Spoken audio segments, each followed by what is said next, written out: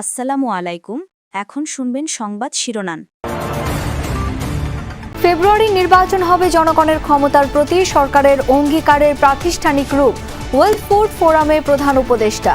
ক্ষুধা ব্যর্থ অর্থনৈতিক ব্যবস্থার ফল।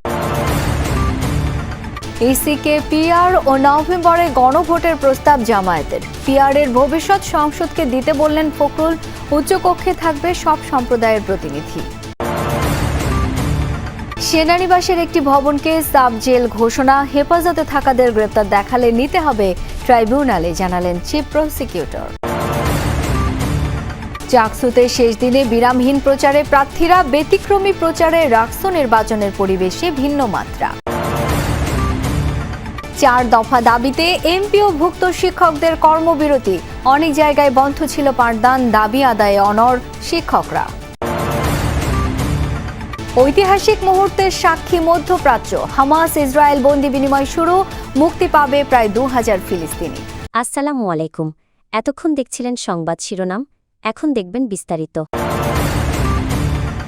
ফেব্রুয়ারির জাতীয় নির্বাচন হবে ন্যায় ও জনগণের ক্ষমতার প্রতি অন্তর্বর্তী সরকারের অঙ্গীকারের প্রাতিষ্ঠানিক রূপ। বিশ্ব খাদ্য ফোরামের উদ্বোধনী অনুষ্ঠানে এমনটাই জানিয়েছেন প্রধান উপদেষ্টা ডক্টর ইউনূস। বলেছেন, ক্ষুধা কোনো স্বল্পতার ফল নয়, এটি বর্তমান অর্থনৈতিক ব্যবস্থার ফল, একটি নৈতিক ব্যর্থতা। বক্তব্যে তরুণ, নারী ও কৃষিভিত্তিক উদ্যোক্তাদের জন্য সামাজিক ব্যবসা তহবিল গড়ে তোলার আহ্বান জানান প্রধান উপদেষ্টা। বিশ্ব খাদ্য ফোরাম 2025-এর প্ল্যাটফর্মের উদ্বোধনী অনুষ্ঠানে বক্তব্য রাখেন অন্তর্বর্তী সরকার প্রধান ডক্টর মোহাম্মদ ইউনূস। বলেন, ফোরামের 80 বছর পূর্তি কেবল একটি উদযাপন নয়, এটি ভবিষ্যৎ প্রস্তুতির ডাক। This year's theme, hand in hand for better food and a better future. অন্তর্বর্তী সরকার প্রধান এ সময় বাংলাদেশের গণ অভ্যুত্থানের কথা তুলে ধরেন। বলেন, তরুণদের নেতৃত্বে জনগণের অংশগ্রহণে একটি সফল আন্দোলন সংগঠিত হয়েছে। বর্তমানে সেই তরুণরাই দেশের প্রতিষ্ঠানগুলোর পুনর্গঠনে নেতৃত্ব দিচ্ছে। আগামী ফেব্রুয়ারিতে জাতীয় নির্বাচন আয়োজনের কথাও পুনর্ব্যক্ত করেন doctor Yunus. In coming February, we'll hold our national election, and with it, we institutionalize our commitment to justice and people's power. ক্ষুধা কোনো স্বল্পতার ফল নয়, এটি মানুষের তৈরি অর্থনৈতিক ব্যবস্থা ও নৈতিক ব্যর্থতার ফল বলেও মন্তব্য করেন professor Yunus. In 2024, 673 million people went hungry. Yet we produce more than enough food. This is not a failure of production. It's a failure of the economic system. It's a moral failure. While we couldn't raise a few $1 billion to end hunger, the world spent $2.7 trillion on weapons. Is this how we define progress? Doctor Yunus আরও বলেন, বাংলাদেশের আয়তন ইতালির অর্ধেক হলেও 18 কোটি মানুষের খাদ্য যোগাচ্ছে সরকার। পাশাপাশি 13 লাখ রোহিঙ্গার আশ্রয় ও খাদ্য সহায়তাও দিচ্ছে বাংলাদেশ। বাংলাদেশের মানুষ সত্যিকার অর্থে অসাম্প্রদায়িক বাংলাদেশী। আগামী নির্বাচনে তা আরও একবার প্রমাণ হবে, এমন আশাবাদের কথা জানিয়ে বিএনপি মহাসচিব মির্জা ফখরুল ইসলাম আলমগীর দেশের খ্রিস্টান সম্প্রদায়ের কাছে ধানের শীষের পক্ষে সমর্থন চেয়েছেন। এ সময় বিএনপি মহাসচিব বলেন, পিআর ইস্যু আগামী সংসদের উপর ছেড়ে দিতে হবে। নির্বাচন সামনে রেখে ধারাবাহিকভাবে দেশের বিভিন্ন গোষ্ঠী, সম্প্রদায় ও নানা শ্রেণী পেশার মানুষের সাথে মতবিনিময় করছেন বিএনপি নেতারা। সোমবার সকালে গুলশানে বিএনপি চেয়ারপারসনের কার্যালয়ে খ্রিস্টান সম্প্রদায়ের মানুষের নানা সমস্যা আর সম্ভাবনার কথা শুনেন মহাসচিব মির্জা ফখরুল ইসলাম আলমগীর। আলোচনার এক পর্যায়ে খ্রিস্টান সম্প্রদায়ের প্রতিনিধি থেকে সংসদ সদস্য করার দাবি তোলা হয়। জবাবে মির্জা ফখরুল জানান, সংসদের উচ্চকক্ষে সব সম্প্রদায়ের প্রতিনিধি রাখতে চায় বিএনপি, তাই জাতীয় নির্বাচনে চান সারা দেশের খ্রিস্টান সম্প্রদায়ের সমর্থন। জাতীয় নির্বাচনের আগে নভেম্বরে গণভোট নিতে মানসিকভাবে নির্বাচন কমিশনকে প্রস্তুতি নেওয়ার পরামর্শ দিয়েছে জামায়াতে ইসলামী।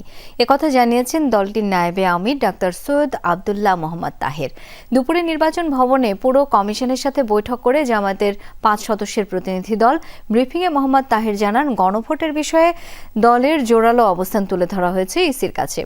নির্বাচনের আগে গণভোট কমিশনের জন্য পরীক্ষামূলক হবে বলেও মন্তব্য করেন তিনি।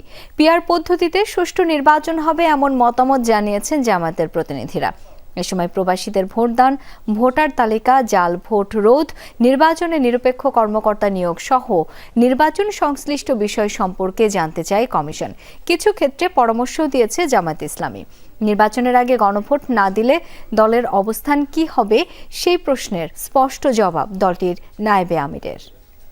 একসাথে হওয়ার ব্যাপারে কোন কোন দলের মত আছে, আমরা বলেছি না, এটা আলাদা হইতে হবে, কারণ দুইটা বিষয়। একটা হচ্ছে আমাদের কতগুলো রিফর্মস আছে, এটা ইলেকশন যখন হোক, ইলেকশন যেভাবে হোক, তার বাইরে এটা জাতির জন্য একটা স্থায়ী একটা রিফর্মসের বিষয়। এক্ষেত্রে যে প্রস্তুতি দরকার, আমরা রিকোয়েস্ট করেছি যদি ন্যাশনালি সিদ্ধান্তটি হয় যেটা আলাদাভাবে হবে, যেটা আমরা চাচ্ছি নভেম্বরে, বাংলাদেশ জামাত ইসলামী সহ আমরা অনেকগুলো দল চাচ্ছি।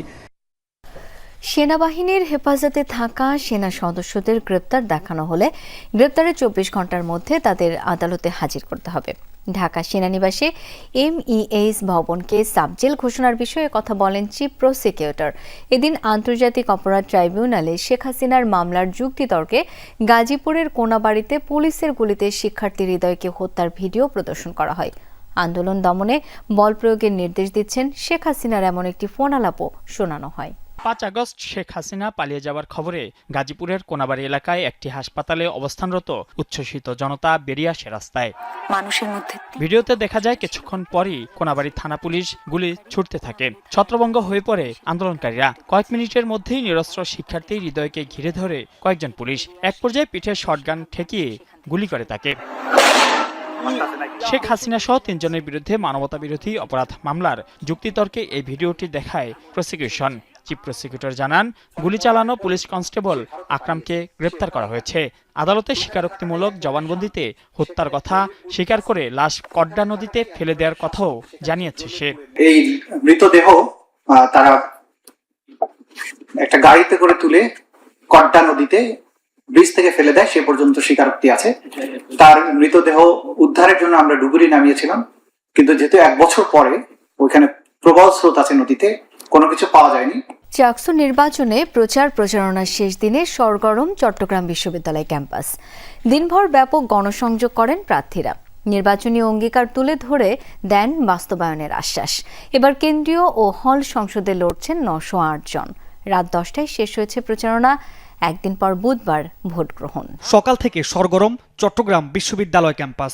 চাকসু নির্বাচনে প্রচারণার শেষ দিনে সব প্যানেলের প্রার্থী এবং স্বতন্ত্র প্রার্থীরা পুরো ক্যাম্পাস চষে বেড়ান। মূল বেতনের 20% বাড়ি ভাড়া সহ 3 দফা দাবিতে দ্বিতীয় দিনের মতো রাজধানীর কেন্দ্রীয় শহীদ মিনারে অবস্থান করছেন বেসরকারি শিক্ষা প্রতিষ্ঠানের এমপিওভুক্ত শিক্ষক কর্মচারীরা।